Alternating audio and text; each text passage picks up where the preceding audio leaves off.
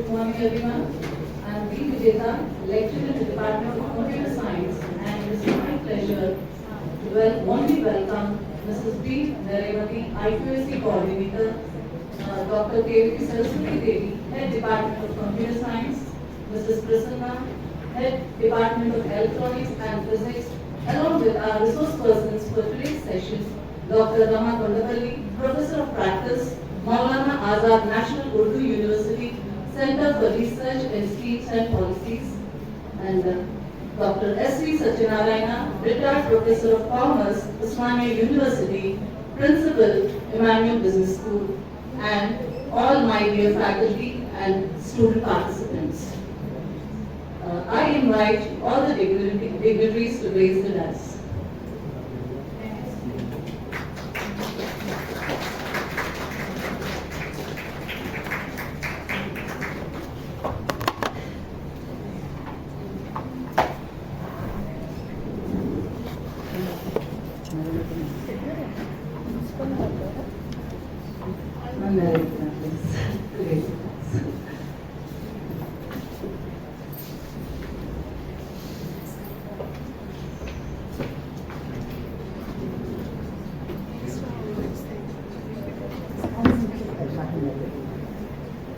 I welcome all the HODs from all the departments and all the faculty members.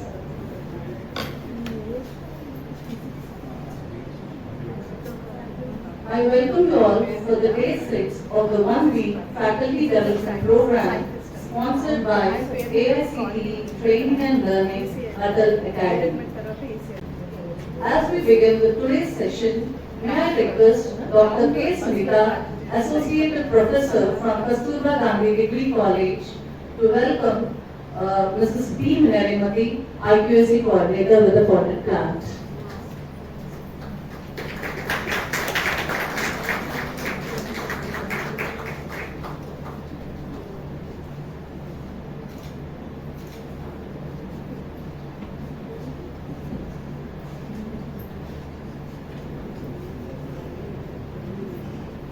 May I now request Ms. M. Krishna Shanti, Associate Professor from Bhadruka College of IT, to welcome Dr. K.V. Saraswati Devi with the potted plant.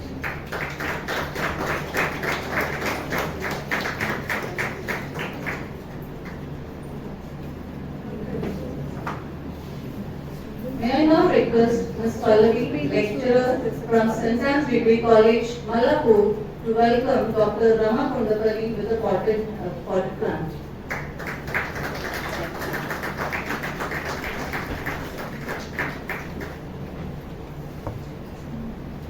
May I now request Mrs. A. Varalakshmi, Assistant Professor from Loyola Academy, to welcome Dr. S.V. Satyanarayana with the potted plant.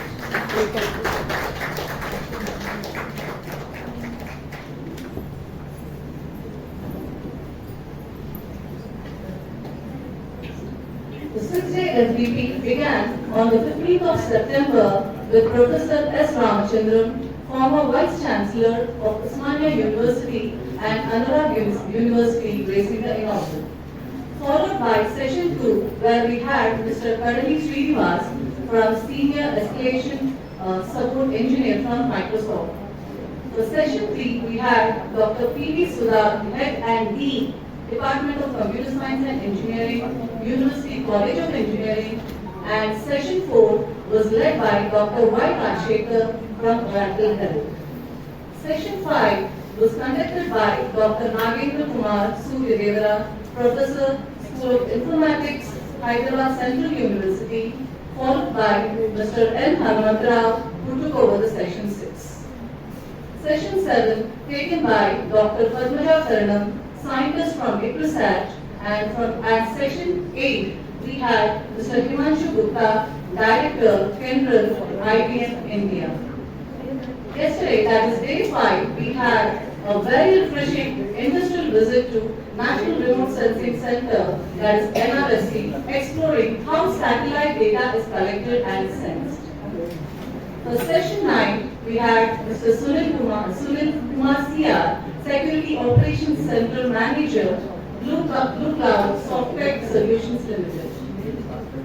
And here we are gathered for the section 10 and this week-long faculty development program to hear from our extremely experienced resource persons about National Education Policy 2020. It is my privilege and honor to welcome our speakers to today's session, Dr. Rama Kondapally. Dr. Rama Kondapally holds a PhD in Ecology and Environment and a Master's in Life Sciences from Vishwabharati University, Shantiniketan, India. In addition, she holds a Bachelor of Education, that is BL, and a Diploma in Intellectual Properties Rights Law from the National Law School of India University. With over 20 years of experience in educational administration, policy planning, quality assurance, and research, Dr. Rama Kondapally has made significant contributions to higher education in India and internationally. She has published numerous articles, papers, and reports, and has co-authored and edited several books on quality assurance, including conceptualizing and developing quality assurance toolkits for teacher education and distance higher education programs for the Commonwealth of Learning and the Asian Development Bank, that is ADB. Dr. Rama Kondapally has served several apex education agencies in India, including the Ministry of Human Resources Development, MHRD, All India Council of Technical Education, AICTE, and National Council of Teacher Education, NCTE. At the National Assessment and Accreditation Council, that's NAC, she has contributed extensively to the development of assessment and accreditation tools, methodologies, and guidelines, in addition to capacity building, research, and publications.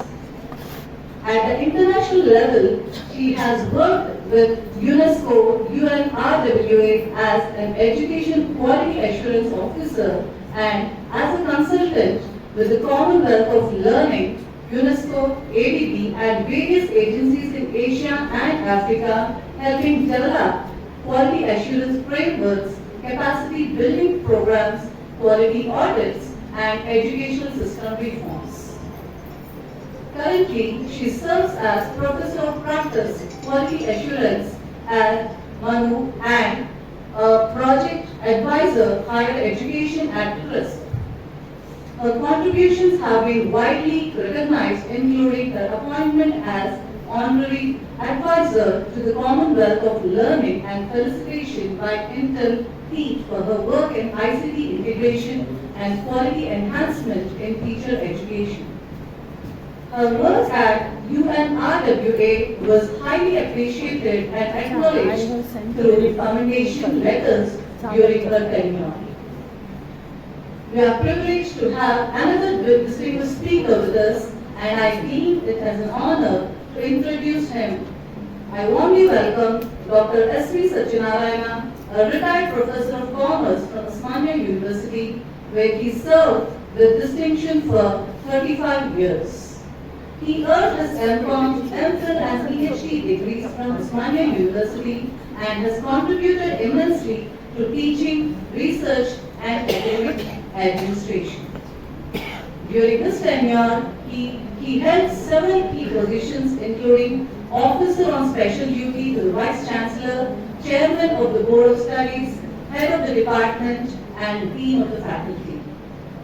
Beyond the University of Dr. S.V. Satyanarayana served as Research Director to the Research and Monitoring Wing for Essential Commodities in Andhra Pradesh for 4 years. He was awarded the ICSSR Teacher Fellowship to pursue his PhD and has since guided 25 PhD scholars and 8 MPhil scholars and continues to mentor a few more PhD students.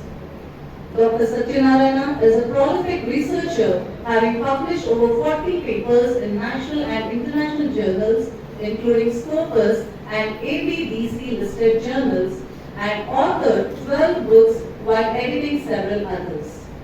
He has led major and minor UGC research projects organized national and international seminars, conducted 10 workshops, and delivered invited lectures, all at several universities. Many of his scholars now hold important positions in reputed institutions both in India and abroad. Dr. Satyanarayana excellence has been recognized with multiple awards, including Best Academic of the Year twice from the Indian Commerce Association, the Best Teacher Award from the Government of Telangana, and the prestigious Teacher of Teachers Award from the Shiva Shivani Institute of Management. Currently is serving as the principal of Emmanuel Business School. We are truly fortunate to have Dr. Rama Kondapally and Dr. S.V. Satyanarayana with us this morning, who I am sure with their vast experience and insights will greatly enrich the session of the faculty development program. I request Mrs. Nirayamati, IQSC coordinator, to present a memento to Dr. S.V. Satyanarayana.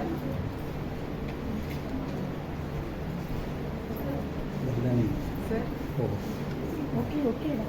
Just say sorry. Somebody was telling something.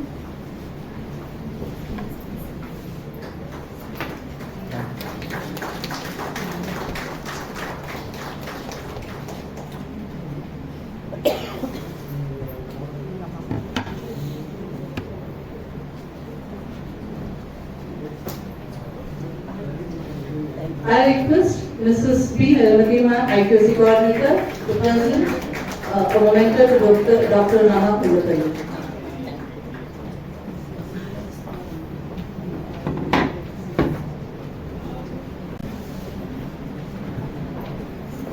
Good morning to all of you. The podium is very political. So I prefer to have a very close interactive talk with the audience. So our biodatas have been very long. I have sent them copy it as a short CV, but it looks too longer than our presentation. Sorry for that. And thank you for that good introduction which you have given. And good morning to all of you. It's good to see young faces. I was looking at the profile of the participants. So I was wondering, when I started making my presentation, preparing the presentation, I didn't anticipate there would be PhD scholars, students present in the audience. So I only looked at the profile of teachers because it is called a faculty development program. Of course, whoever is doing PhD is a pre-faculty development program, you can call, because you are all going to be a faculty. Yeah? So, why I put this slide? There is a reason. So many caricatures, so much of expression. For the last 1 year, every faculty, every teacher in higher education might have attended at least a dozen of these MBA programs. Literally, they have got bored listening to the same lectures again and again, talking about NEP. Now, this has become a sort of formality to attend this program so that they fill some gaps for their promotions. Yeah? But don't take this lecture. We have structured it in a different way. I and Satyanarayana sir will be sharing this session. I will be talking very little because I've been used to giving those boring lectures. So automatically that boredom comes somewhere into my talk. So I brought in a new blood into this system, Professor Satyanarayana sir, whose biodata you have heard. Yeah? There's a lot of research experience, there's a lot of teaching experience, he has been acclaimed and recognized for his contributions as a teacher. And though retired, we still keep passionately working in the system of education. So he will take you through a memory lane was then and what was now and how we will be transforming the system. Okay, things didn't change much. Only the mindset and approaches changed.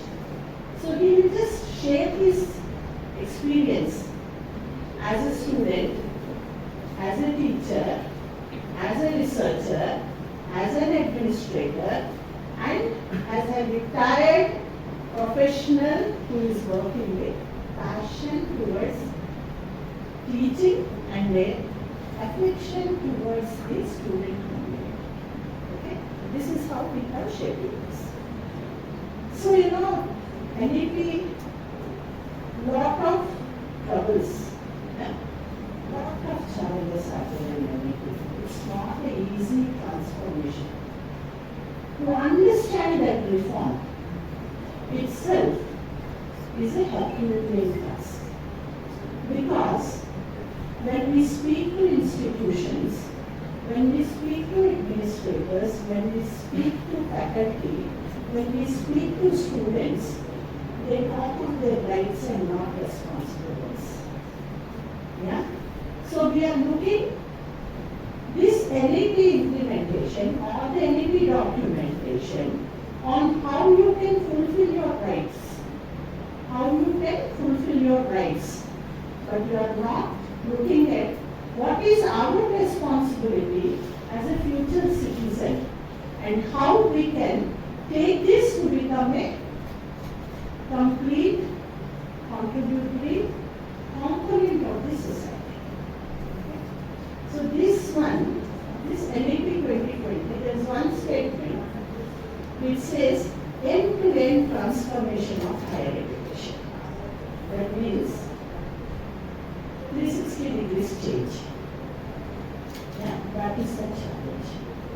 But that 360 degrees change cannot happen at one stroke. Yeah?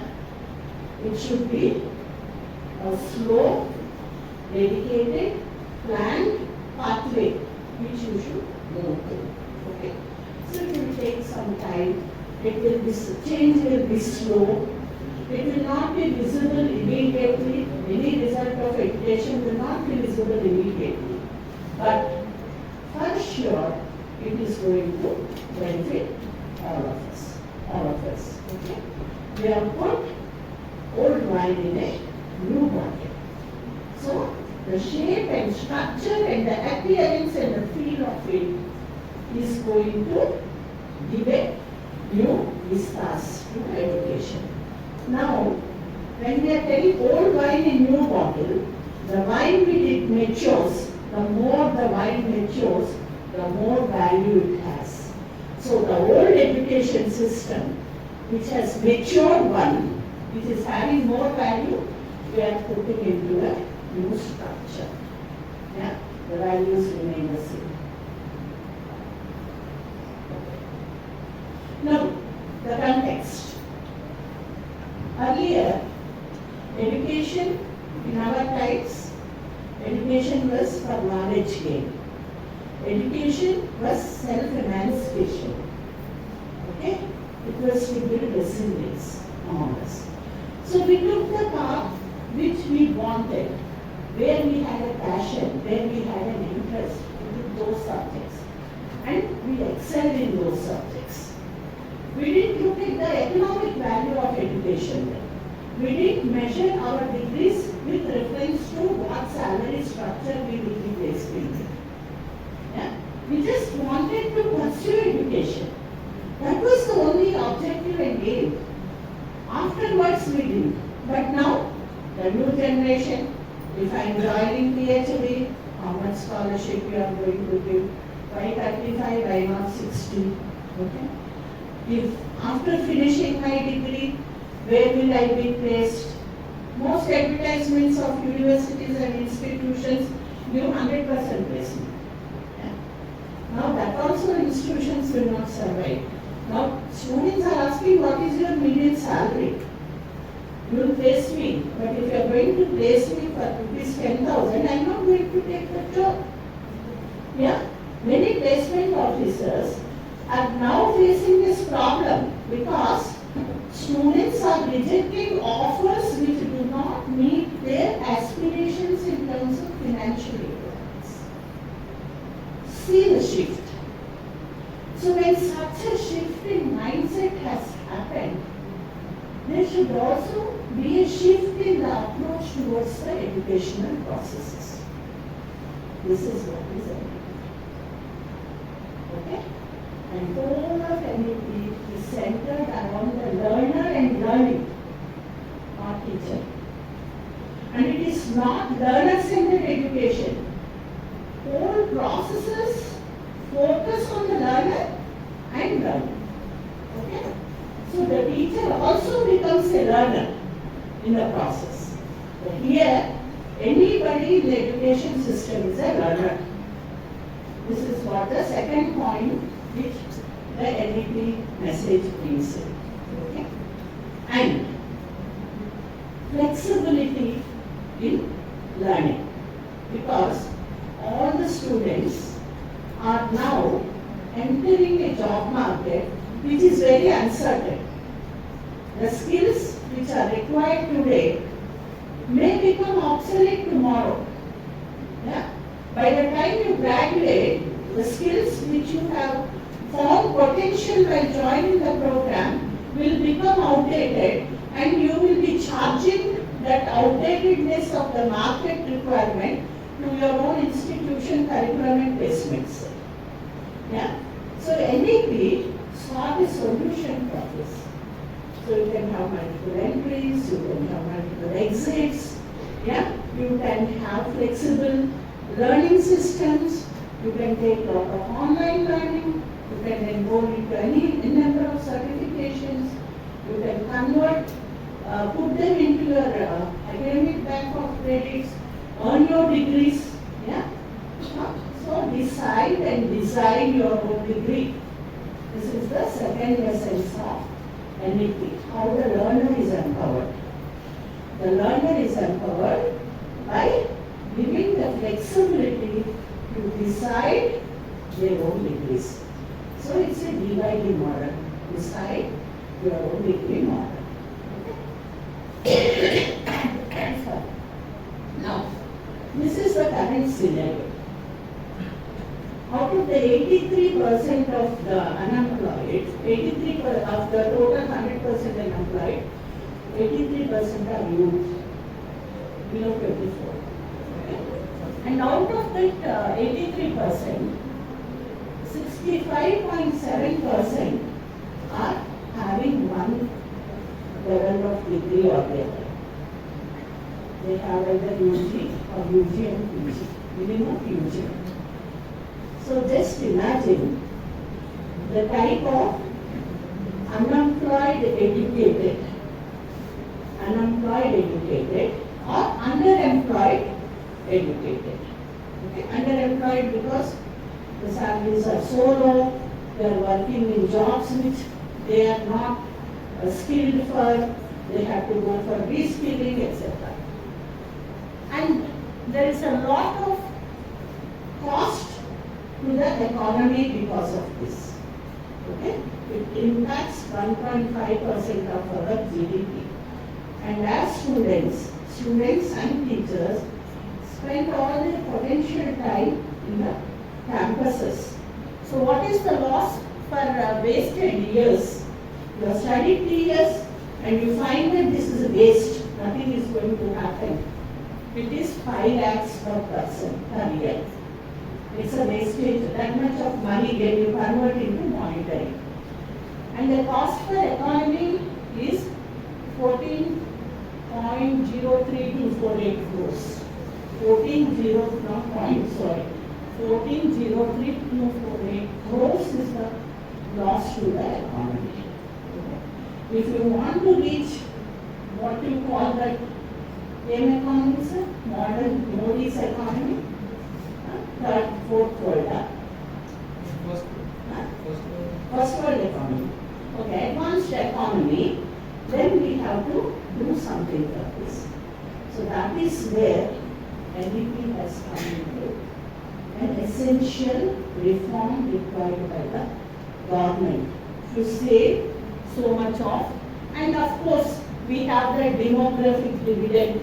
All youngsters we can see, very old, few old people, white hair, probably people walk to the office. Yeah? Camouflage or non-camouflage, that is a different thing. But you can see, you are the dominating force. Yeah? So the demographic dividend is visible in this room itself. So how do we capitalize on this demographic dividend? How do we see our children doing well, being happy? How do we do that? If they are properly empowered and properly engaged and enriched with education. So, NLP talks about this. So NLP is nothing but how to accelerate education, how to accelerate learning. So NLP every time talks of learning. Okay? Teachers are now gone. Means not outdated. Teachers are also transformed to be learners. Yeah? So it is nothing but accelerating learning. Next. So in simple terms, in one slide, if I have to explain the 84-page document of NEP, it's nothing but building an Atmanirbhar Bharat, using the demographic dividend as an advantage, the human capital on which the country is sitting, taking advantage of that, build an Atmanirbhar Bharat through quality higher education, which is the Sustainable Development Goal 4. Okay? You should understand those. And how do we do that? It's a self-empowerment. Okay? Empowerment cannot be done by others. So I have used self-empowerment. The document says only empowerment. But I am telling self-empowerment. Because most often, women empowerment. You would expect somebody to come and empower me. How can somebody come and empower me if I can't empower myself? Yeah? So it should be, empowerment should be self-made. It should be self. You should feel yourself empowered. So what is this self-empowerment? You decide your degree. You have a choice to take whatever courses you have. You have a choice to time your pace of education. You have a choice to shift from one place to other, from one skill to other, based on your own understanding, facilitated by your teachers and society. Okay? So that is self-empowerment. Also having self-empowerment of teachers. The teacher, in the current context, need not teach only the domain in which he or she is having a particular degree. Yeah? He or she can pursue further a little bit more of education or domain knowledge and become a teacher of another subject as well. So the teacher also has a choice to teach the subject in which he or she is accepted to, provided have the sufficient knowledge. Okay? That's a self-empowerment. Then autonomy. There is a lot of autonomy to the learner and the teacher again. Autonomy, you can choose your programs, autonomy in choice of your programs and courses, choice in terms of when to study which course. You can study one, put that course credits into your APAR and ABC IDs. Okay? You have now your own academic bank of credits and you have your own APAR report card ID, your own self account, where you can put on all your credentials you are accruing, accrue them and then design your own degree as per the requirement or profiles where jobs which you will be applying for. So there is a lot of autonomy to the learner. You can do face-to-face learning by sitting in a classroom. You can do online learning, register to a number of courses, earn your credits, and get a degree from any university which recognizes those credits. So there is a lot of autonomy which is happening. And there is a lot of accessibility. So you have courses, n number of universities. No migration certificates are required now. No TCs are required. Yeah? Just you complete, you give an application, or you do a lot of online courses, and then close your business. Yeah? Affordability. Yeah? There are a lot of scholarships, a lot of internships, apprenticeships, PM internship, so much of scholarships which are coming. Industry is getting involved nowadays as a mandatory requirement. If you see the finance minister's speech and the budgets allocated for skills development, upgrading skills, upskilling, reskilling, there are a lot of opportunities for that. So affordability and relevance. Okay, the skills component. So in every curriculum you have a skills component, making the programs or the courses you pursue more relevant so that your time on campus and your time spent on education is valued and it doesn't go waste. Okay? So it surrounds relevance, equity, access and quality always has been a challenge, will be a challenge, and it has all past tense, future tense and present tense. So these four pillars of higher education works in all the tenses, past tense, present tense and future tense. They remain, but the definitions of these keep changing depending on the requirements. Yeah. Now relevance we talk in terms of skills. Yeah. Earlier relevance in terms of employability. Now uncertainty of the market requirements, we talk relevance on your ability to upskill yourself, reskill yourself. That is what, that learning ability, if we can build into the teachers, then that is. Now equity. Equity is not a matter of social justice, not that reservation component. Equity in terms of your accessibility to the right type of technology and the right type of content. That is what equity now talks of, equity and access. And quality is all encompassing. Yeah? Next slide.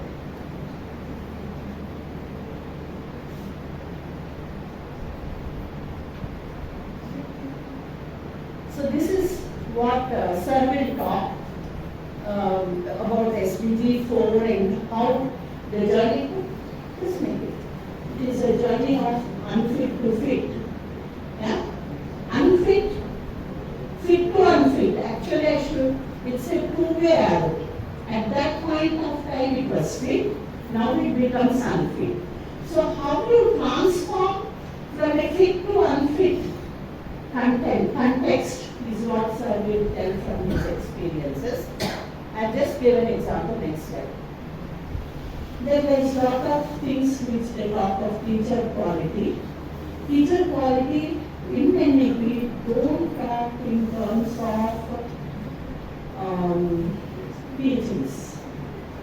It talks more on the ability of the teacher to become a facilitator.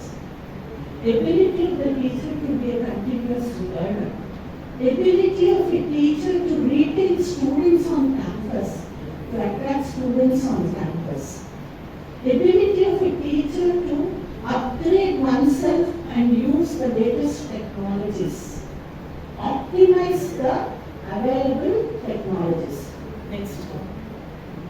And there's a lot which has to be done here on the quality of examinations.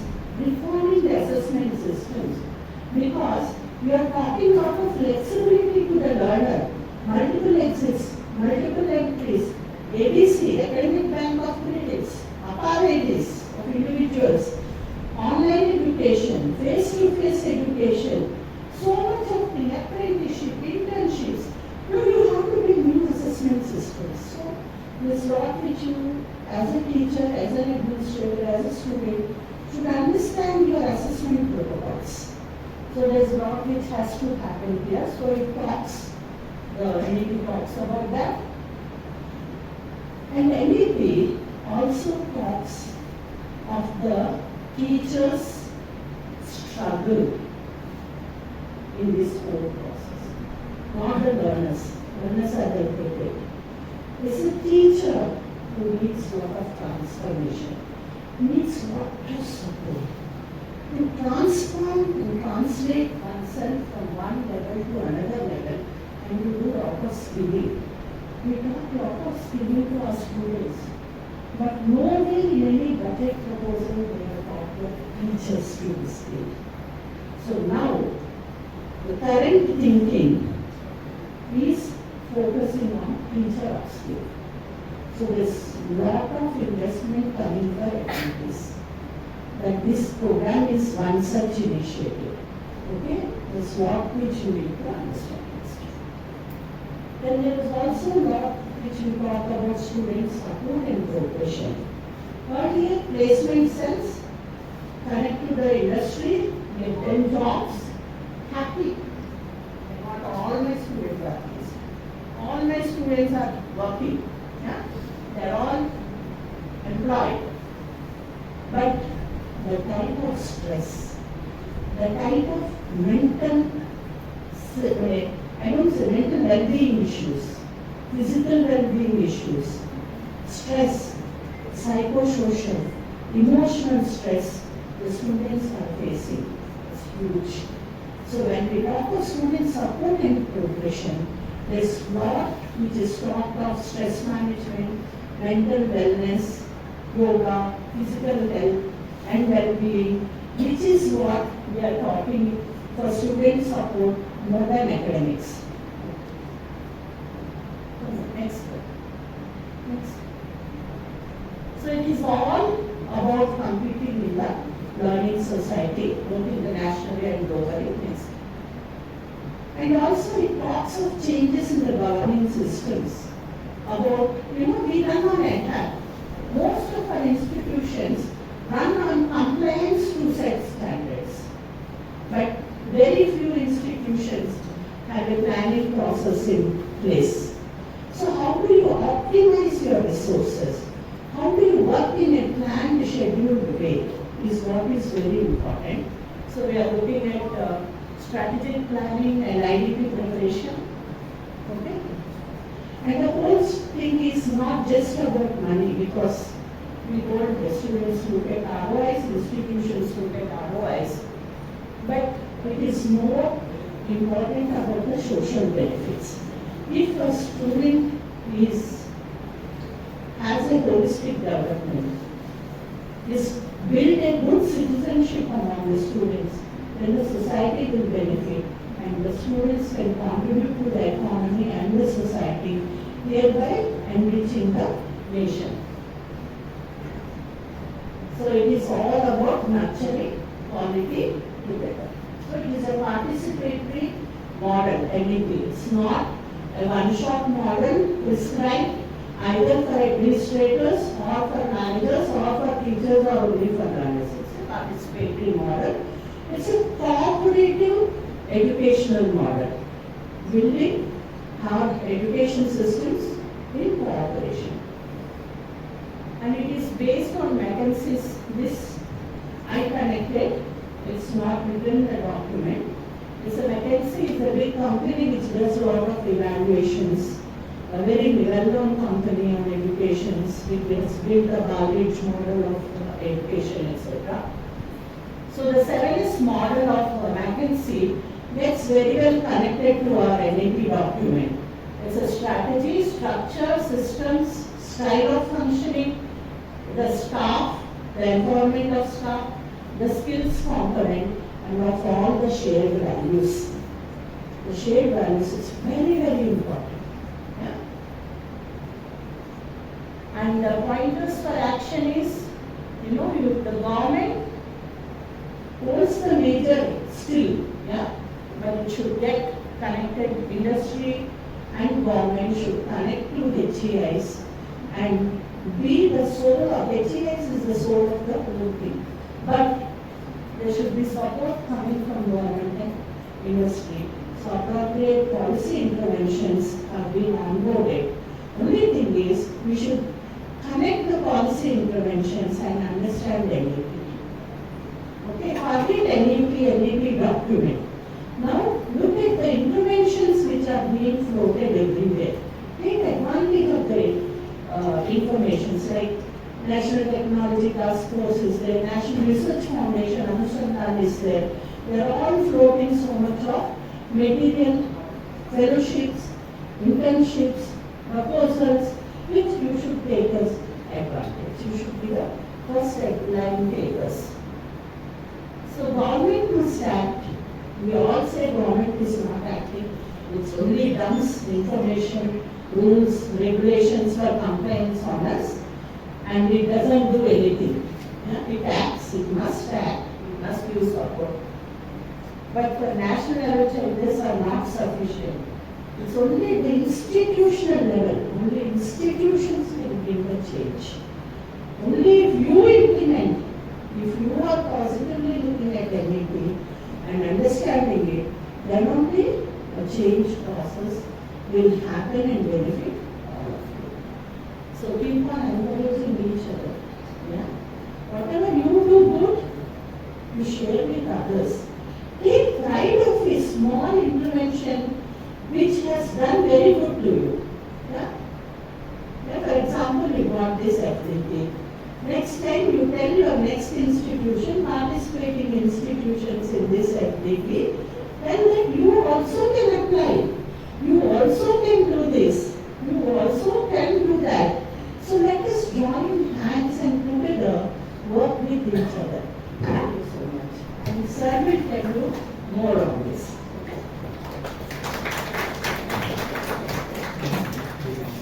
Good morning to all of you. 6 days I think this workshop was for 6 days now. All of you must be tired. Okay. So listening to so much about technology, cloud computing, so many things you have learned. Now we have to learn those things from you. So, Madam here explained about philosophy of MEP to you, why MEP, and why the government has introduced it, and what role we need to play in taking it forward. Are you willing to change? How many of you are willing to change? Nobody has a choice. All of you? We don't have a choice. But nobody is lifting the hand. I don't know. Right. So you resist it? No. You resist it? How many of you resist it? You please raise your hands. How many of you resist change? Okay.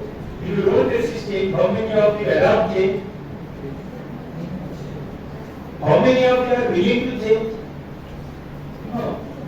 You don't want to change. Okay. But change is a continuous process. Whether we like it or not, we have to change. If we don't change, we will be lagging behind. So, I tell my students that if you don't read newspapers every day, you will become an outdated medicine. Expired medicine. Expired medicine doesn't have any value. What will we do? We will go into the dustbin.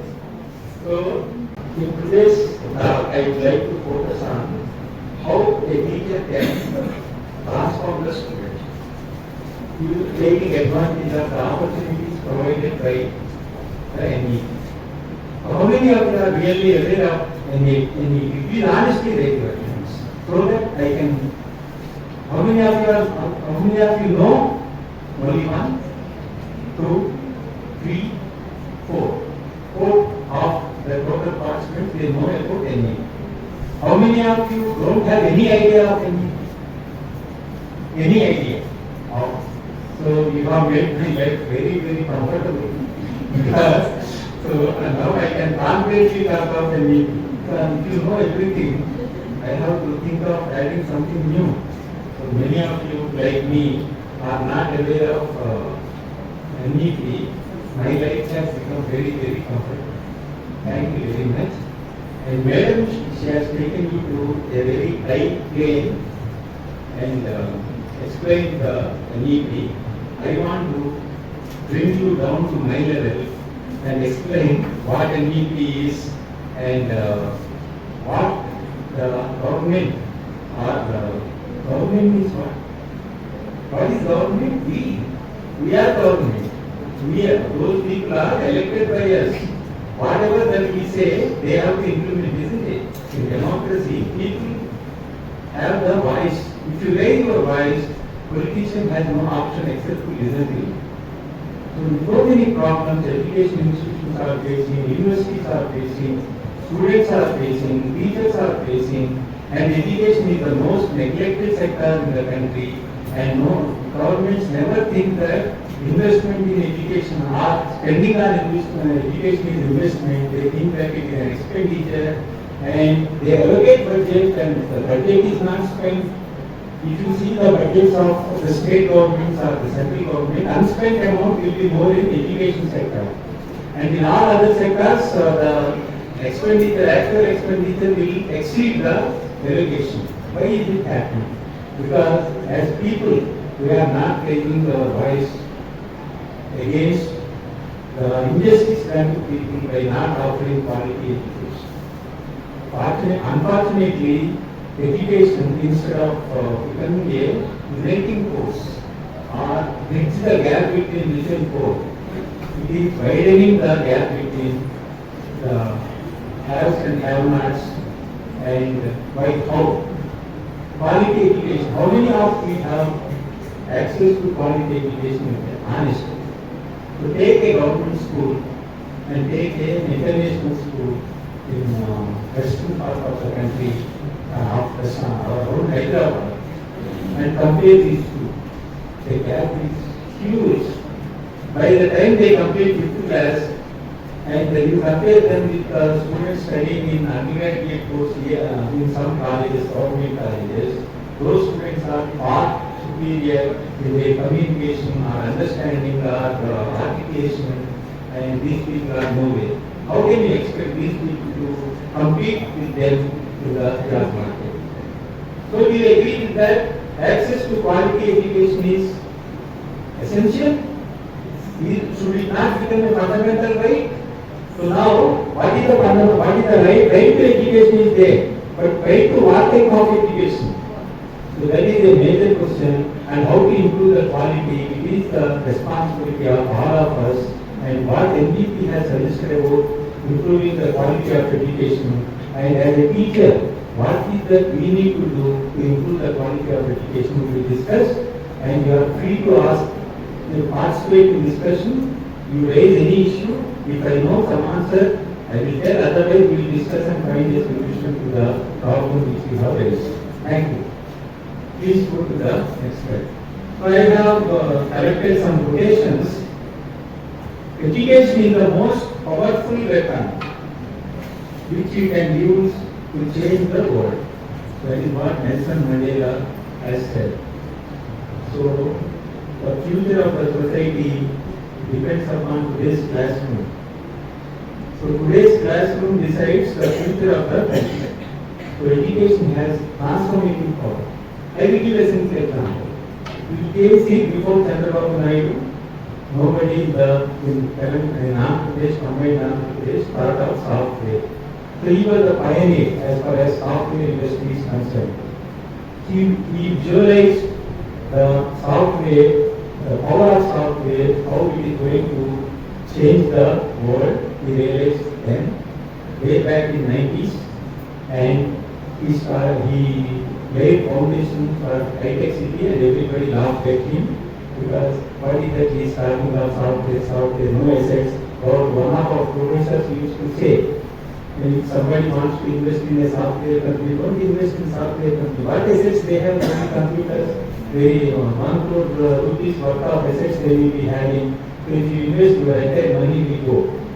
So that was the thinking. At that time, he laid the foundation for software in the country, and you see Hyderabad now, and how many families got transformed because of the software education of their children. You see, if one person becomes a software engineer in the family, the entire family got transformed. You agree with me or not? So that is the power of education. So education can bring the bridge the gap between rich and poor. So that our education has a transform, can change the society. So that is what education should focus on. Transforming the student, transforming everything. That is what we have to focus on. The second quotation is, an investment in knowledge pays the best interest. Highest interest you get only when you invest in education. Government should also think like that. Education is not an expenditure. Money spent on education is an investment that is going to give multiple returns. So it is a multiplier to the society. So that is what the government has to think. But so unfortunately, government's priority is not the education. The third quotation, only 4 quotations I have, not many, but all these 4 quotations together, they will explain the spirit of the National Education Policy 2020. The highest result of education is tolerance. That is what is lacking in the society now. We are not tolerating. We don't tolerate a difference of opinion. We don't tolerate other religion. We don't tolerate other caste. We don't tolerate other country. So patriotism, we think as talking only good about our country and bad about other countries. That is what we treat it as patriotism. Unfortunately, it is not. You should have tolerance. You should respect others. Then others will respect you. That's how we have to strive in the society, and that is what we have to teach our students. So how to make them tolerant, how to accept other ideas, how to accept other things. This is what the students have to learn, and that is what education should provide. And the fourth thing is, that is what is meant by inclusivity. Inclusiveness means what? Tolerance towards others. When we do that, we are bringing all the people together. That will lead to inclusiveness. And education is not learning of facts, but the training of the mind to think. That is what the education policy is saying. So, Madam also told.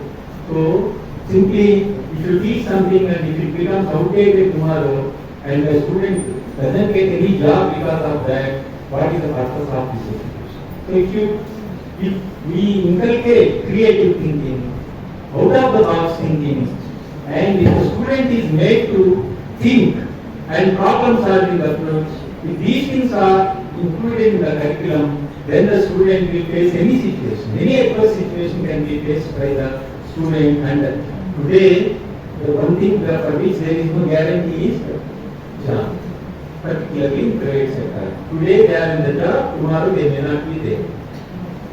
So, lot of uncertainty is there in every industry. You see what since the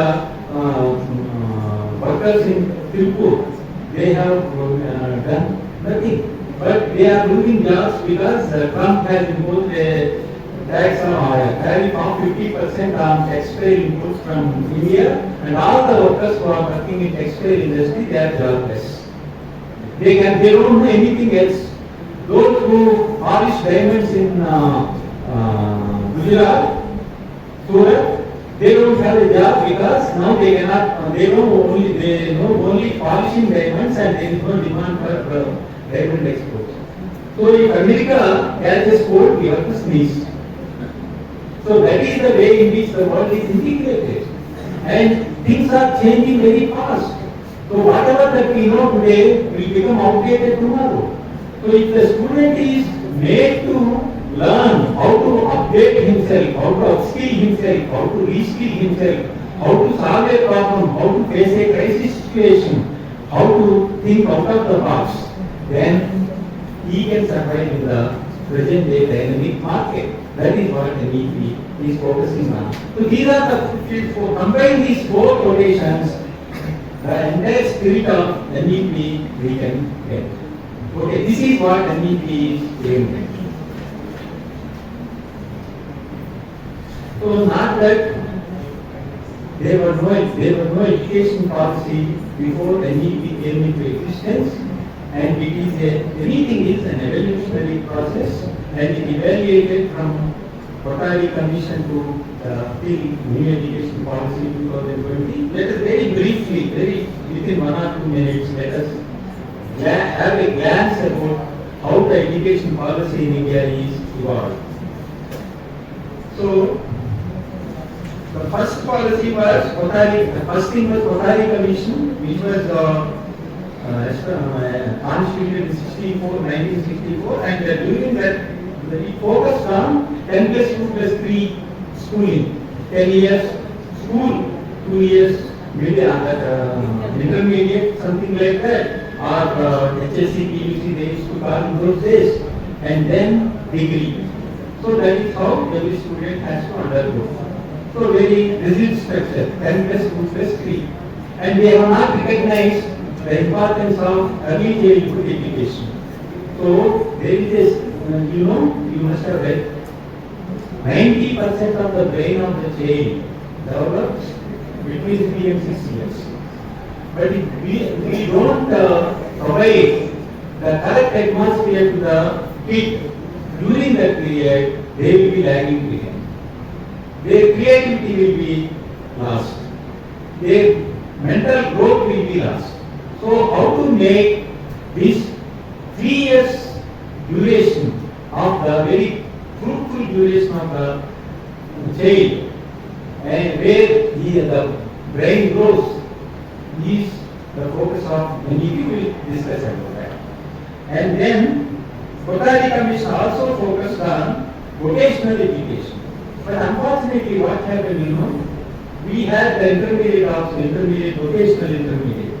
Those who do not get seat in any other course, they used to join that vocational course. BCom also, we had BCom vocational course, like advertising, so many things. In sciences also they have introduced vocational courses. But all those vocational courses were a failure. Because no skill should be separately taught, it must be part of the curriculum. Skill must be integrated into the curriculum. Every student must be skilled. Why only vocational students? And why only a particular skill should be taught? They did not understand that, and they have introduced that. And preschool education was referred by Kondapally Commission, but not much was done. Then National Education Policy 1968 has come. It focused on free and compulsory education up to the age of 14. But education was not made a fundamental right. Right to education was not there. But idea was good. So every child should go to school and learn. That was what the new education policy 1968 focused on. And three language formula. Even now there is a lot of fighting. Why should we learn Hindi?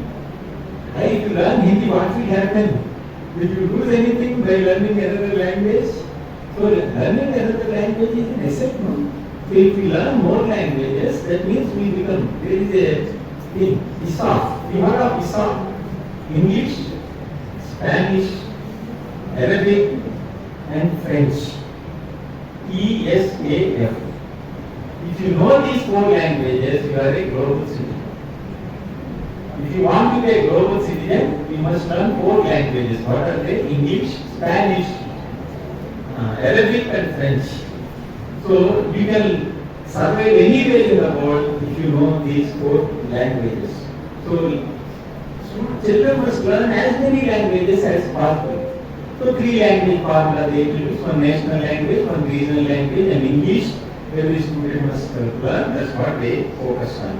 And teacher training, B.Ed and all those things were introduced because of the education policy 1968. And the next one came in 1986. It was aimed at universal enrollment. Every child must be enrolled into the school. Universal primary education. That was the focus. And retention. Dropout rates are very, still now the dropout rate is very high. Many students, why should the 50% of the students in intermediate fail? We can't understand this. Why should 40% of students fail in SSC, and that is the closure. The chapter is closed. Student chapter is closed either in 10th class or intermediate. So this is a race. If you cross that 30, then you go to undergraduation, and many dropouts in undergraduation. Then by the time they come to post-graduation, only not even 1 or 2% of the population of the country is going into post-graduation and higher further education. Why should this happen? So, retention rate should be very high. Then, elementary education, women's education, and Operation Black Holes, how to improve the infrastructure in schools, that was the focus of education policy in 1986. Then came Program of Action in 1992, which is nothing but a reformulation of 1986 policy, not a new policy, but emphasis was made on adult education because many people they do not know how to read, write, etc. And adult education was given a lot of prominence. Micro planning and non-formal schooling, etc. they focused on. Then came National Curriculum Framework 2005. It talked of student-centered learning. When Rajiv Gandhi was there, he was the pioneer as far as this aspect was concerned. Student-centric learning, first idea came in National Curriculum Framework. Even now NEP is also talking of student-centered learning. Then reduced curriculum load. I remember a saying by one Andhra Jyoti editor, Adi Vishnu, his name was Adi Vishnu. He wrote an editorial. I still remember that. What he said was, when he sees the children carrying a big bag on their back, he reminds of Jesus Christ carrying the cross for no part of him. So students are they bend. Many students, primary school students, they cannot stand straight. They bend and walk. So many books, lot of books. I don't know how, why so many books are required for a piece of that age. So this is what. So you should always focus on how much we teach, how much I taught in the class. That is the focus. Whether I have covered all the problems in the textbook, whether I taught or not. So based on that, our efficiency is measured, isn't it? So, based on that, our efficiency is measured. So it thought of that curriculum should be reduced and critical thinking and creative skills must be promoted among the students. That was the focus of National Curriculum Framework. And then came Right to Education Act 2009 to my mind. This is a revolutionary change. Every child has the right to get educated. It is not a anything. Somebody is not giving any benefit to you. It is not the benefit. It is your right. Every child has got the right to get educated. That is what the 2009 they have passed an act called Right to Education Act. But what is the missing thing? What type of education? So what should be the right now? Right to quality education. Every one of you must raise your hand and say that every citizen, every child of the country has the right to have quality education.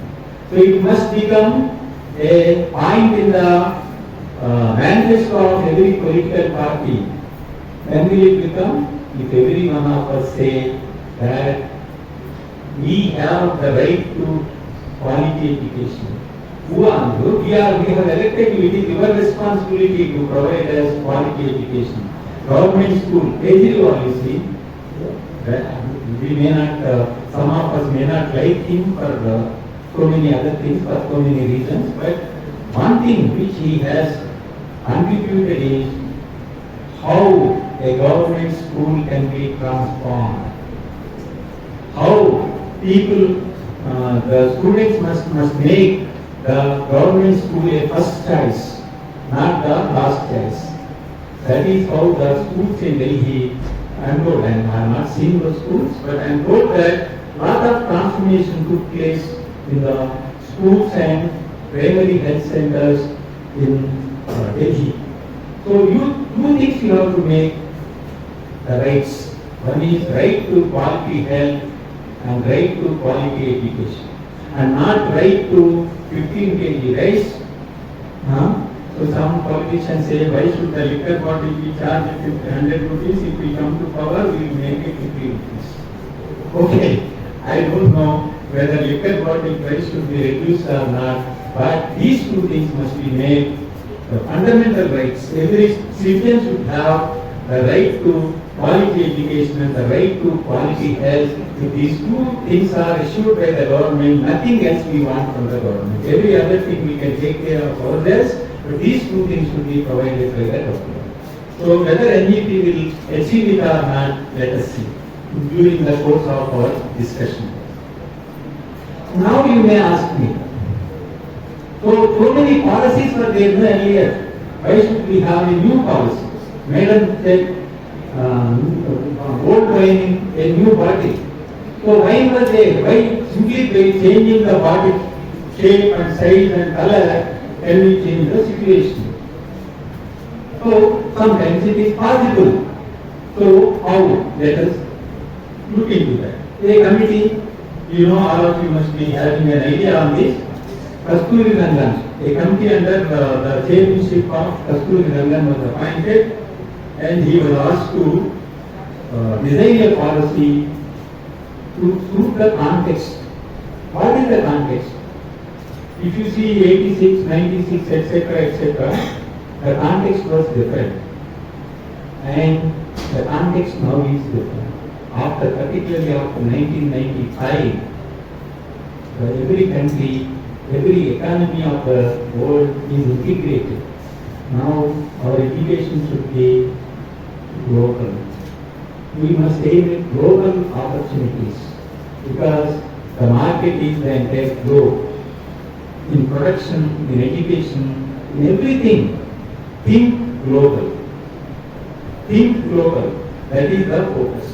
So, LPG, liberalization, privatization, globalization, that was the thing every country adopted, and everything liberalized, and anybody can come to any country and work, anybody can go to any other country and work. So all these things have come into existence. So in that context, we needed a reorientation of the education, and the new education policy was suggested by Kasturirangan, keeping that particular context in mind.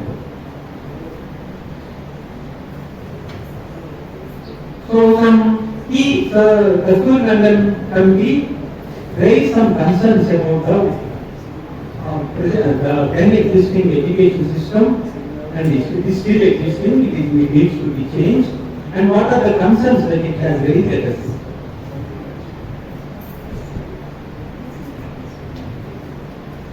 The first concern was, as I already mentioned, early childhood care and education. So 3 to 6 years is the precious time which we are not, the child is not fruitfully utilizing, and we have to create an environment for that, for the growth of the child, and for that early child care and education should be introduced in the country, and the existing infrastructure like Anganwadis or schools, primary schools, they must be used effectively to promote early childhood education. That was the first thing. Then the second thing is rote learning, memorizing, everything memorized. So I watched one small play in TV long back. So it is very interesting and reflects the situation, the existing situation. So parents, they wanted the child to be into engineering education, and for that from 5th class onwards foundation is laid, and they admit the child in intermediate and along with coaching, And at home, the parents were continuously monitoring the son, whether he has learned all the multiple choice questions or not. And even when he is in bathroom, one question will be asked and he has to give the option. Then. So finally he gets a rank and goes for counseling. And in the counseling they ask him first question, what is your father's name? Options. Options. He asks for options. What is this? So the title of that play was Cuckoo Cuckoo. So we will feed you, you vomit it in the examination. That is what the rote learning. The entire thing can be summarized in this. They summarize it in that playlist. We thought this, wow, yes, what is happening is not correct. The child should not memorize everything and reproduce in the examination and forget it after that. It is not a correct thing. Do you agree with it or not? Should it be replaced or not? So, if you want it to be replaced, you have a lot of responsibility on you to do that. So, we'll discuss about that later. Then, teacher management. Very poor in our country. Any work in a village, any survey, any electoral roll division, any malaria patients collection, anything. Who is there in that village? So that teacher is there, sir. You ask him to do that. What about schools and curriculum, sir? Students have to learn. Those things can be taught later. First you have to do this. This is how the teachers are not properly used in our country. That is another concern raised by the School Development Commission. Another one is examination system.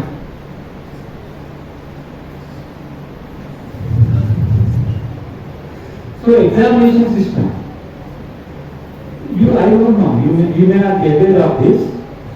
Our previous batches of students in undergraduation, they used to take examination only once, after 3 years.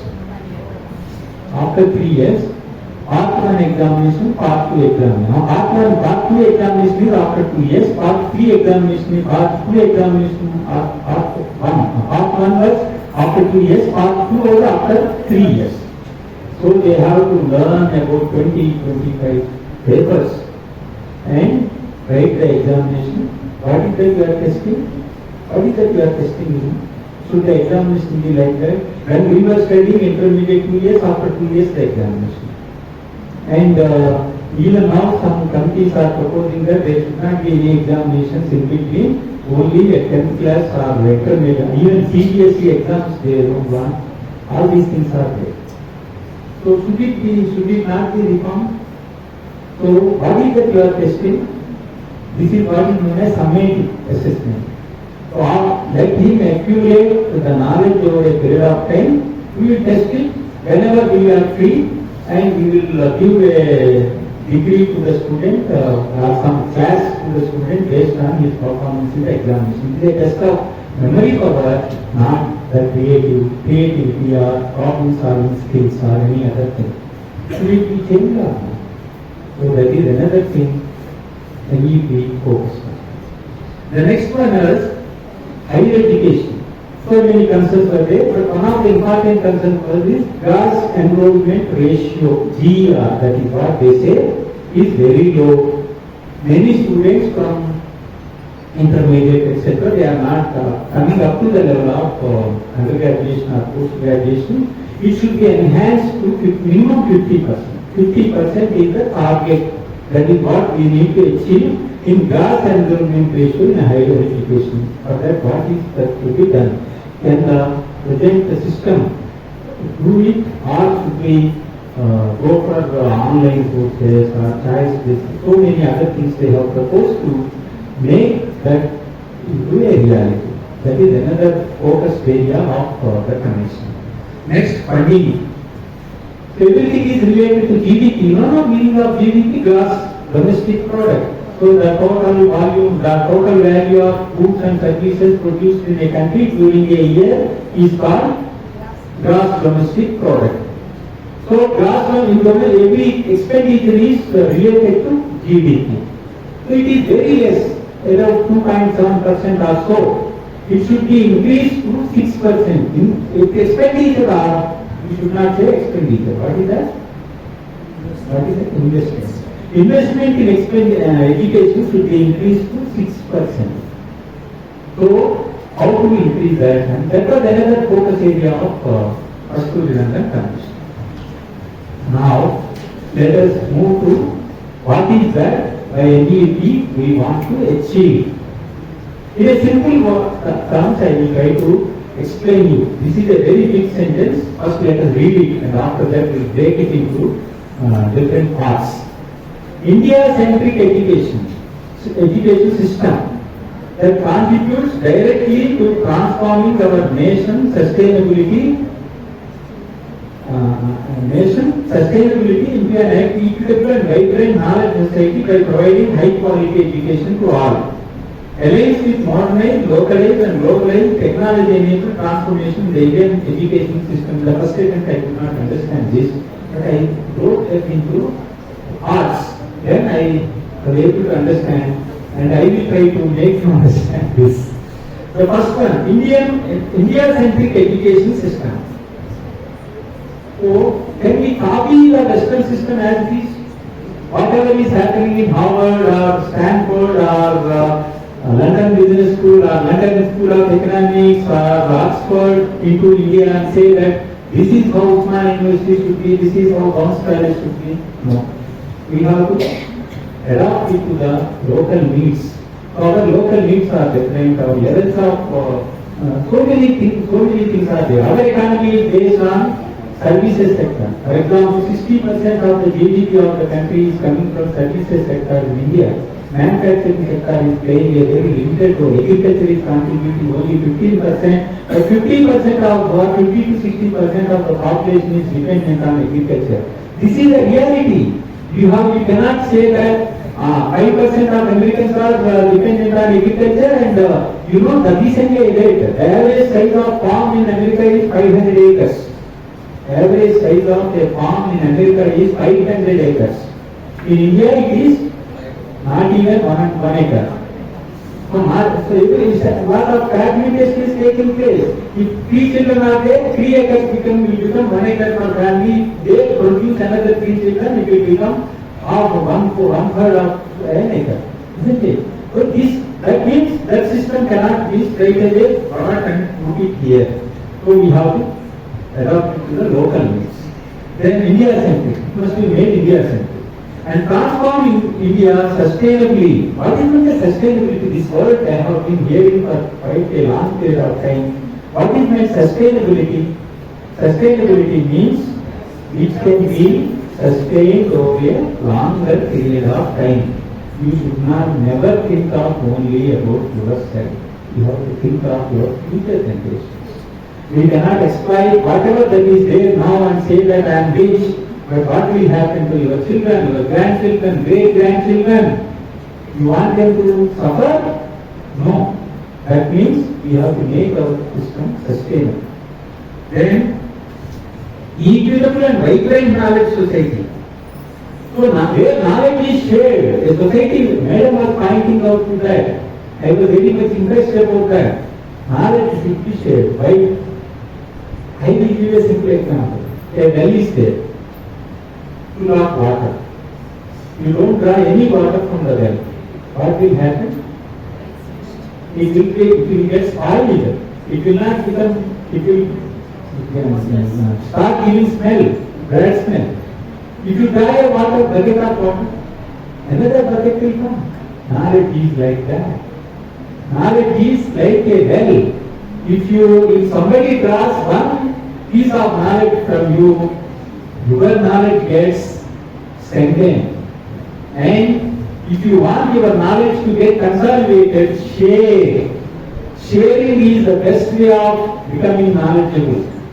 So a teacher must always try to share knowledge with the students. We have to build a system where sharing of knowledge is. Now, all of you are software and computer science teachers, no?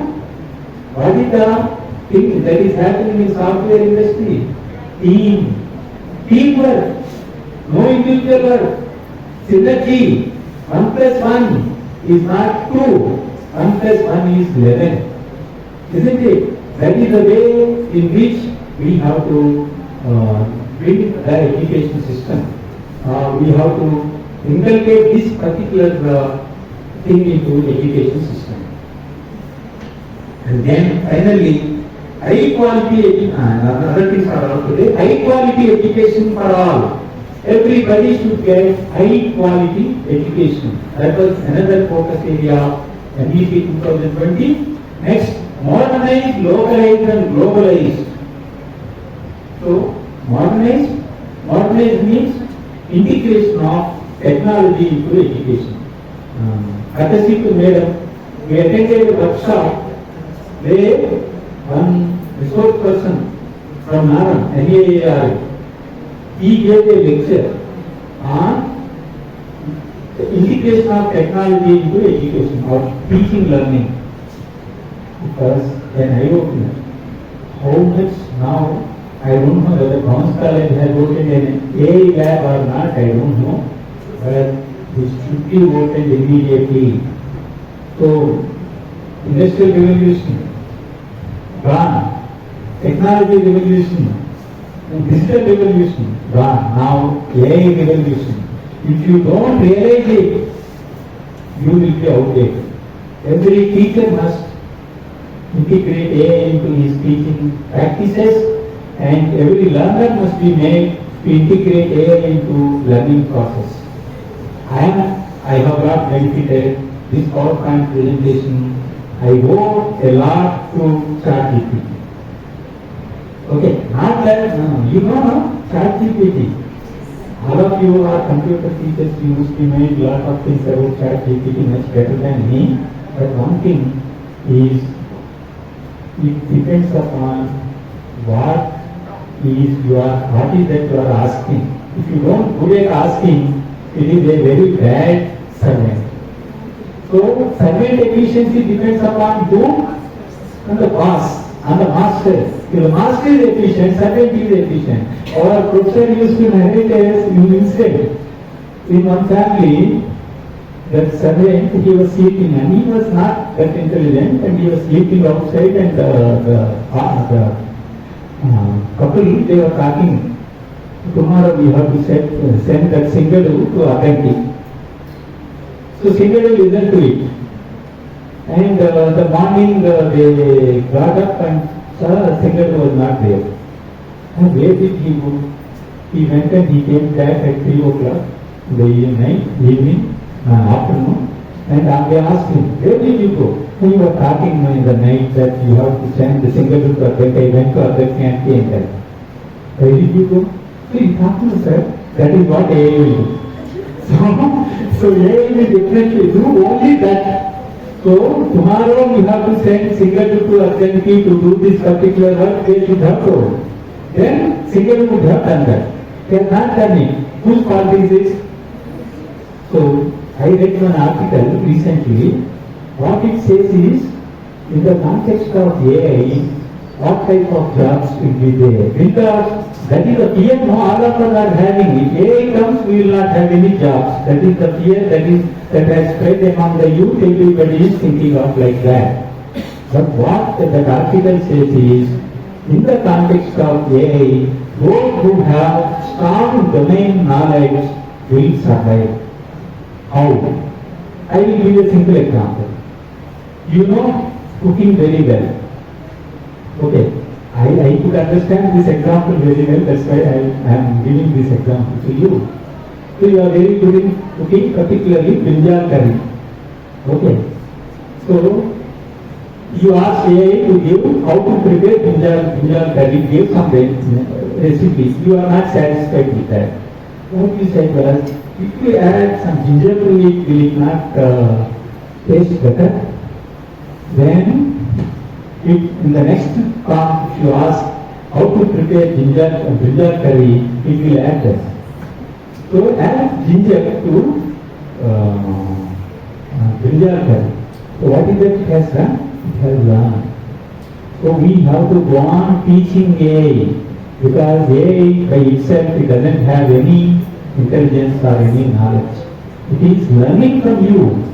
Those who are very good in domain knowledge, they will survive in the AI context. So as teachers, what is our responsibility now? Make the student to be perfect, good in that domain.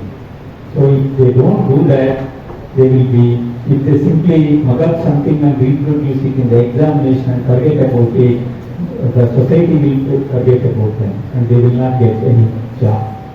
Okay.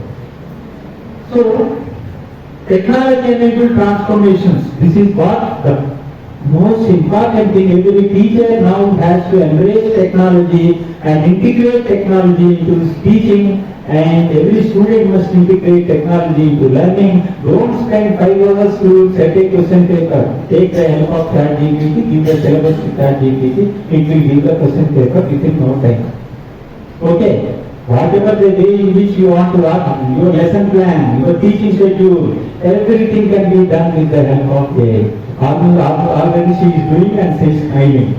So, so this is what you have to do in your regular teaching. That is what the NEP also, the Kasturi Committee also talked of. So in short, what is the goal? To create an education system that is tailored to India needs, uses technology and provides high quality education to everyone, helping build a fair and thriving society. Inclusive. Right? It's inclusive. Everybody must take the benefit of the development.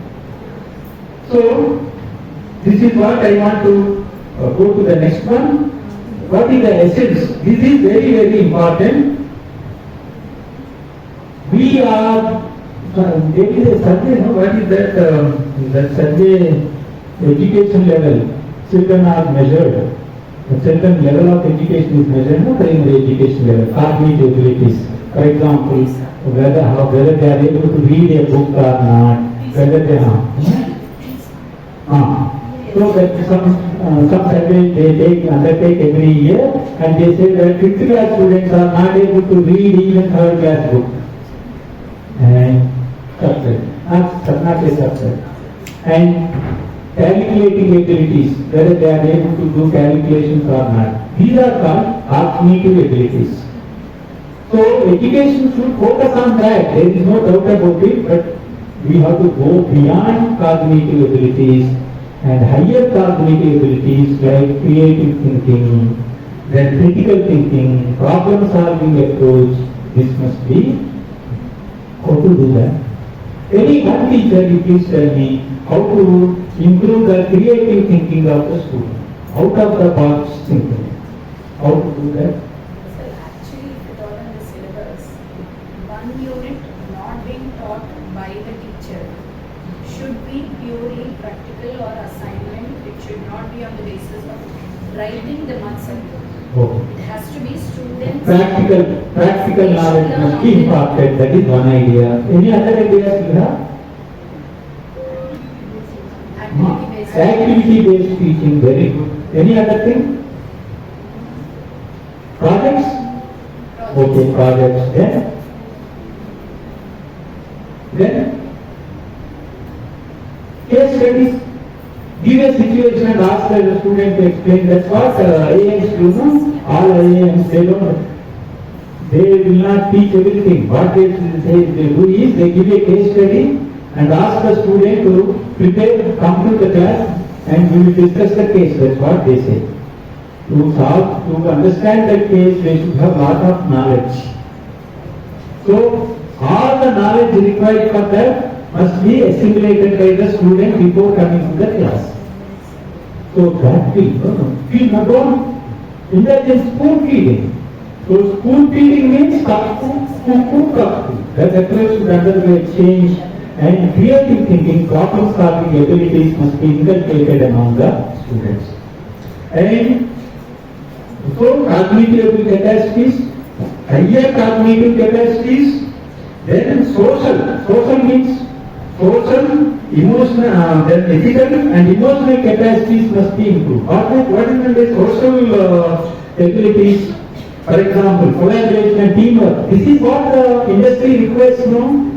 Industry requires teamwork. And there is a saying, one Indian is equal to 5 Japanese. One Indian is equal to 5 Japanese. 2 Indians are equal to 4 Japanese. 3 Indians are equal to 2 Japanese. 5 Indians are equal to 1 Japanese. Right? If the size of the group increases, the efficiency is coming down. Because we are not used to work in a team. We don't work as a team. We as individuals we are very good, but as a team we are a big failure. That means at the school level or at the college level, nowhere we are making the students to work in a team. Okay, everybody. So our teacher used to do that. Other teacher was commenting on him. His secret or his expertise lies in concealing the source. He never used to conceal the source where from he has taken the information. So by concealing the source of information, he used to present himself as a great teacher. Isn't it? That should not be the trend.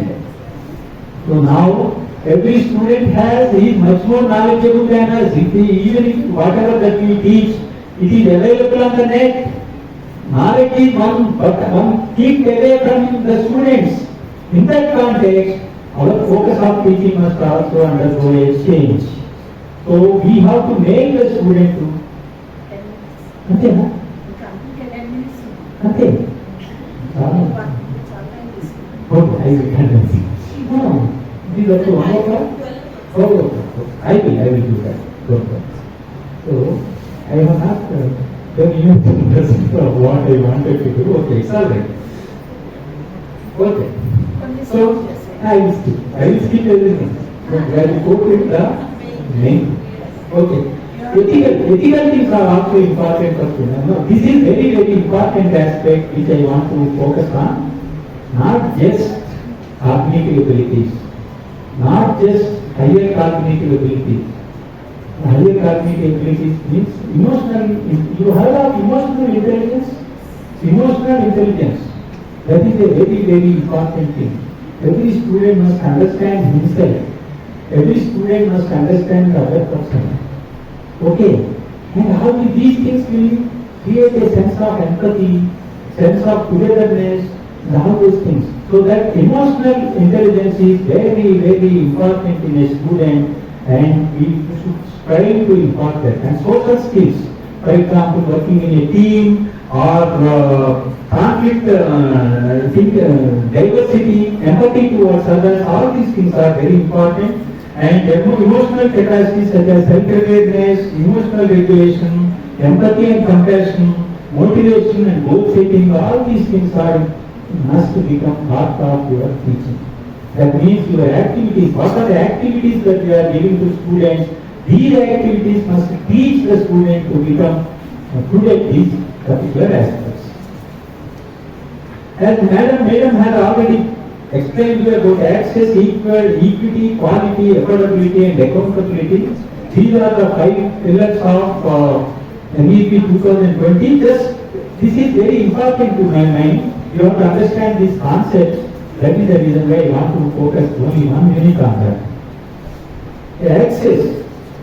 Access in the context of NEP is access to quality education. Access to quality education is very, very important.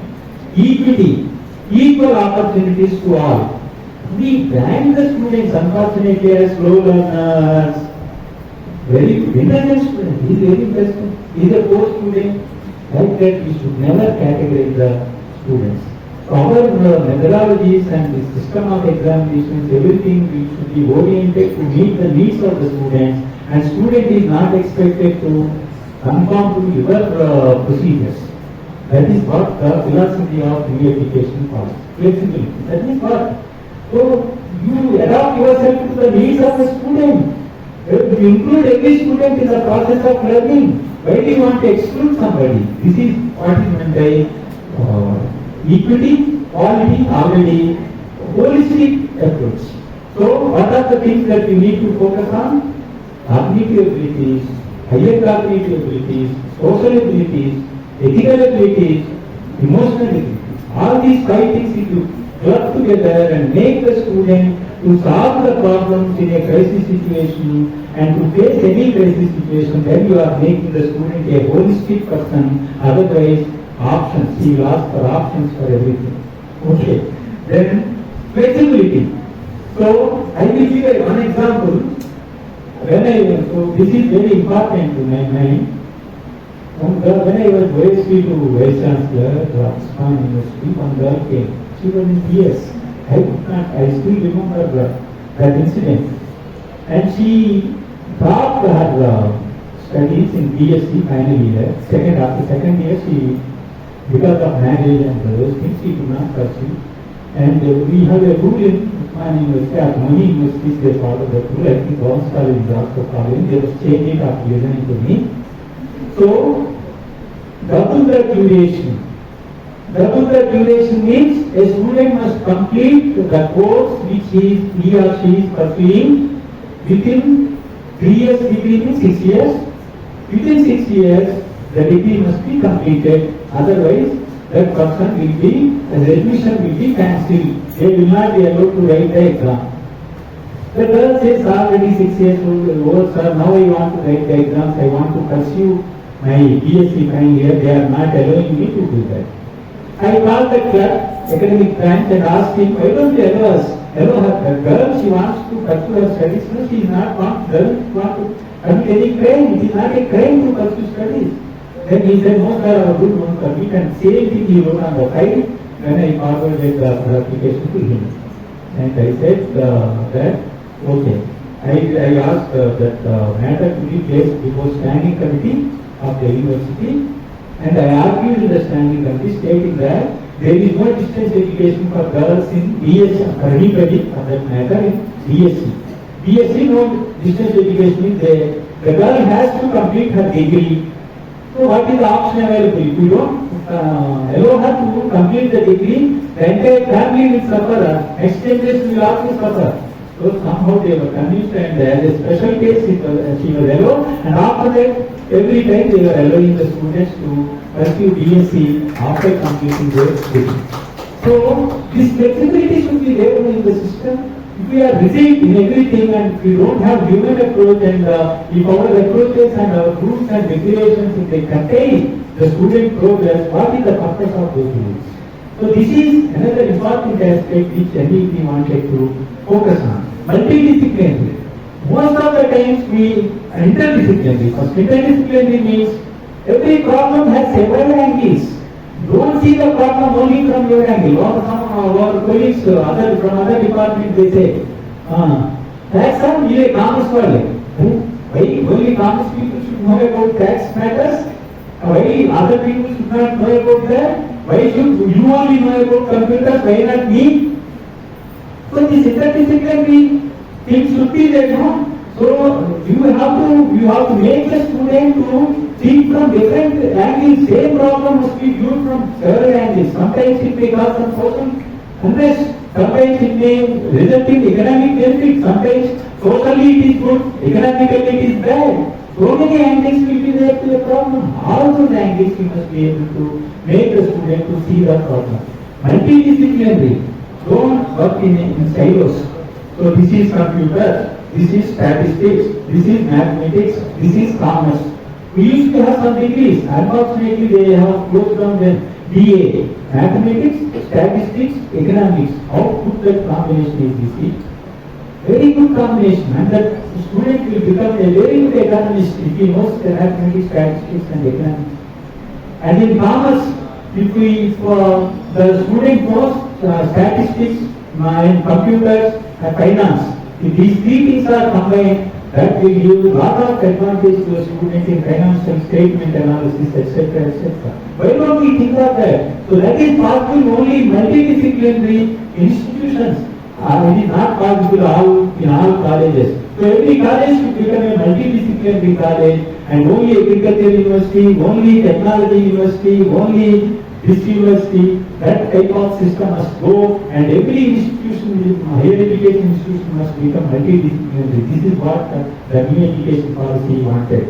Then online learning, because everything cannot be taught in the class, so you simply give some guidelines and some basic knowledge to the student, let the student pursue the courses online. So many platforms are there, they can pursue and they can improve their knowledge levels, and teacher must become a facilitator. Teacher is not a feeding point. So we are not going to feed the student. We are going to make the student to feed the things on his own, take the things on his own. So online learning is a very, very useful in that particular context, and this is another area which the new education policy focused on. Now we have got the wisdom, equity, inclusivity, so many other things, and our teaching should become student-centric. Another example I will give, because these things will help us in understanding the practical situation. In our income class in university, one student used to be a Chinese student. He came all the way from China to here, and when they asked him in the class, what do you feel about education here? That here only teacher teaching, talking, and student listening. That is what is happening here. Teacher goes on talking and student goes on listening and sleeping. What is this? Student engagement. That is one thing very, very important. No? If you don't engage the students in the class, why should we complain that students are not attending our classes? Why should we complain that 75% attendance is not there? Why should we say that the students are standing outside the classroom and not entering the classes? Is it not our fault? Let us encourage. Is it our fault or not? How can we make the student to enter the class? Make it interesting. Engage him. Give him what? Involve him in the process of learning. So that is what Madam was mentioning. Student-centric learning. So your customer is student. The customer is not satisfied, who will buy your product? Okay, if student is not there, teachers, will they have any role to play?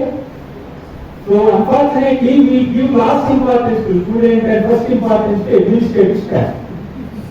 So in our industry also, registrar is very important than the student. Because, but to my mind, first student, then teacher, then registrar, or vice chancellor, or anybody else. So this system must undergo a change. So student-centric learning always, whether I have contributed something to the knowledge of the student or not, whether this class has resulted in some value addition to the student or not, you introspect, you ask a question to yourself, and if the answer is yes, you are a successful teacher. If it is no, you are a bad teacher. Whether you want to become a bad teacher or good teacher is in your hands. How do you make yourself a good teacher? What is that from tomorrow onwards you want to do? Student-centric, very good. Student-centric. So you should become a student-centric teacher. I believe I am not able to resist myself in giving examples because these are the things which I have experienced. So, 15 Iranian students, that is also there in NEP, globalization of education. So, 15 Iranian students after leaving, we used to have a lot of foreign students in our and we should never call them foreign students. I used to call them only international students. So, if they are sitting together, I used to scold them. Where are you sitting together? You mix with Indian students and sit along with them. So they called me one day, sir, we are leaving today, we want to come and meet you. You are most welcome, that's what I said. All the 15 of them, they came by 2-wheelers and they brought from cooker, from water filter, so many things. I said, why you have brought all these things? The only thing I did was, I was caring them. And no other teacher was caring them. They were scolding them. They were saying, you people, you don't know how to talk, how to understand, how to write. You are meant for that. If they don't know, what are you doing? If the student doesn't, if you say that the student doesn't know anything, you don't know anything. If you know something, the student will also know. This is the approach which we have to adopt. Isn't it? So if the student is slow learner, the fault lies with the teacher, not with the student. 90% of the problem is with the teacher, not with the student. We have to accept that fact. Are you accepting? Very good. Okay. So, I will conclude this in another 3-4 minutes, not more than that. What reforms the NEP proposed? If we summarize, if we understand this, we have understood the entire spirit of NEP. The first reform, before that one slide is there, please go to the previous slide. Yeah. So first reform in the curriculum. What is the reform that NEP engages in the policy? Holistic, already understood what is meant by holistic. Interdisciplinary, already you have understood. Multidisciplinary, understood. Flexibility, understood. Choice-based grade system, multiple entry levels. Whenever you want to study, you must be able to study. Whenever you want to leave, you want to leave. If you complete only first year, you will be given some certificate. Second year, some diploma. Third year, degree. Fourth year, also some honors degree. Like that, flexibility should be there. Online learning, because no classroom cannot entirely contribute to the knowledge of the student, they must be supplemented. Then, pedagogy, that means the way in which we teach, the way in which everything is included in pedagogy. Holistic learning, we have discussed. Play-based learning, this is mostly for schools. Integrated learning, real-life experience. Now, why did you nod your head when I say something? Because I have given an example. I have related it to my lifetime experience. So you have appreciated it, isn't it? As a teacher, it is your responsibility, and as everything you should relate to the lifetime experience. So many words are there in your computer language, platform. So many things you talk of.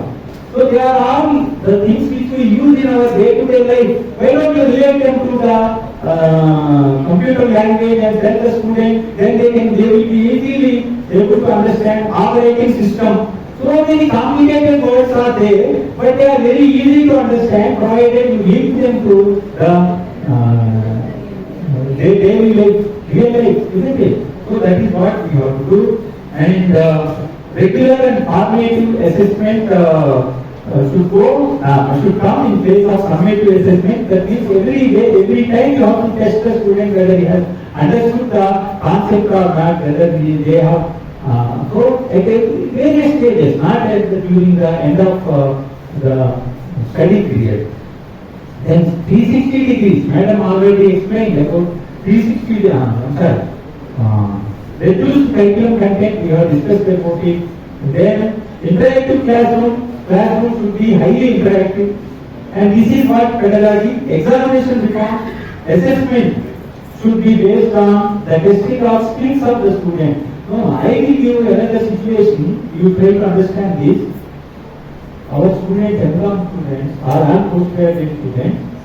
They go and they buy some competitive exam books and go on studying it. Why should they do? Why should you learn reasoning by buying another book? Reasoning should not be part of our curriculum. Reasoning, why should we learn go for coaching? Communicate in English, why should we go for coaching? So that means all competitive exams, there is in Osmania University also, there is a center called Competitive Exams Coaching Center. Why should there be a competitive exams coaching center? Because you are not involved in the required skills in the degree which they are pursuing. Is it correct? So a student who is qualified in undergraduate course, should he not be able to write that reasoning examination?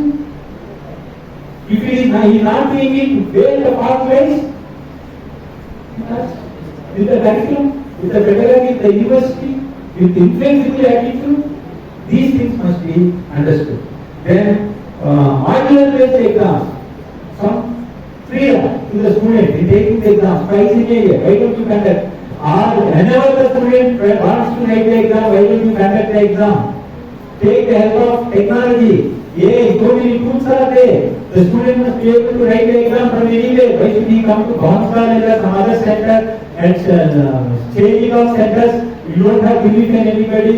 University has no uniform teachers. Teachers don't have any uniform students, and we want to watch the student throughout the examination. All these things must undergo a change. And technology integration we have already discussed. Academic bank of credits, Madam has already explained. The student must be given a choice to accumulate the credits and engage them where whatever the way in which the student wants to engage those credits by pursuing whatever the degree that they want to pursue. Then authority, it is like a bank account number every student should have, and whatever the credit that student accumulates will go into the academic bank of credits, and that bank of credits must be, the student must be free to use those credits for whatever the purpose they want to use for academic purpose. And in student wellness, this is also an important aspect. One example I will give to summarize the entire thing.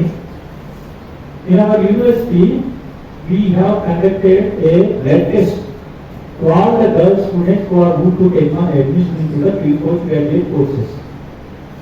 So I was surprised, 90% of the girls were anemic. 90% of the girls were anemic. So this is the situation. If the body is not well, how the mind can be well? So wellness is very, very important. And even at the college level, school level, wherever we are looking, we must focus on that particular aspect. And if the student is, we have to go on checking the wellness of the students. Then internship, this is another important area. That is what somebody was telling you, practical learning, real-time learning. All these things are possible, and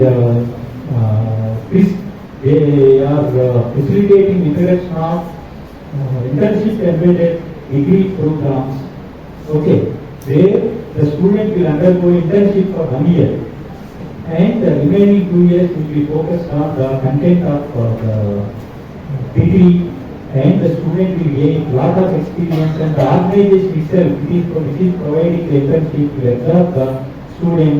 And so many opportunities are now there, as Madam already mentioned. Government schemes are there, government portals are there for the students to enroll for online internship programs are also there, and we have to encourage the students to go for internship and complete the internship to make themselves employable.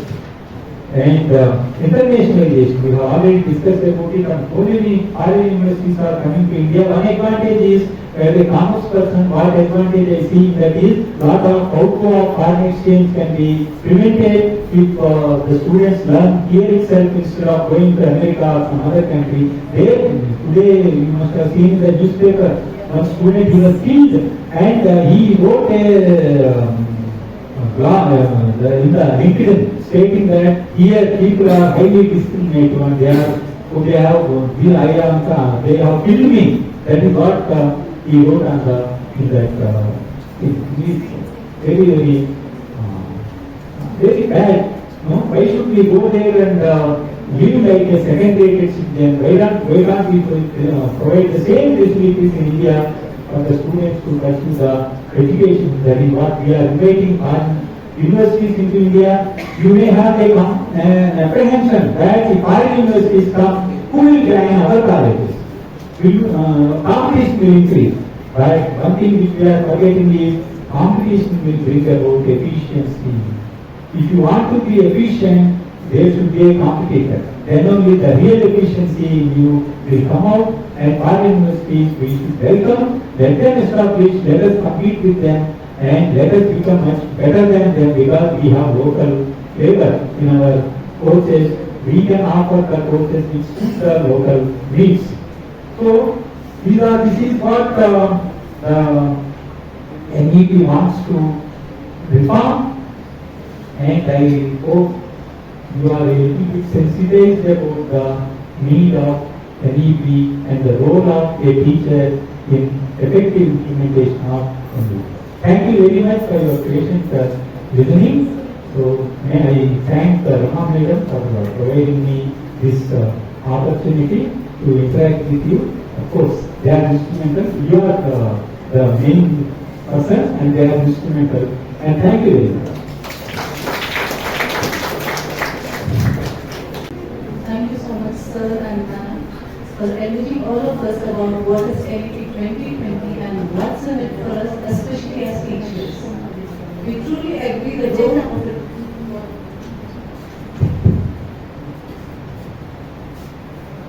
We truly agree the role of teacher is dynamic with a continuous process of learning that can benefit the society. Thank you once again, ma'am and sir, for your valuable insights. May I now request Dr. KVP Saraswati Devi to give a thank you note as a token of appreciation and gratitude to Dr. Rama Kondapally on behalf of our college and management.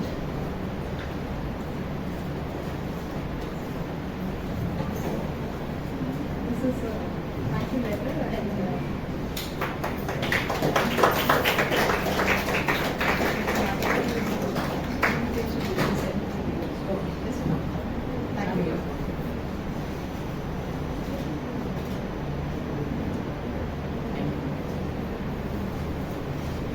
I now request Dr. KVP Saraswati Devi to give a thank you note as a token of appreciation and gratitude to Dr. S.V. Satyanarayana on behalf of our college and management.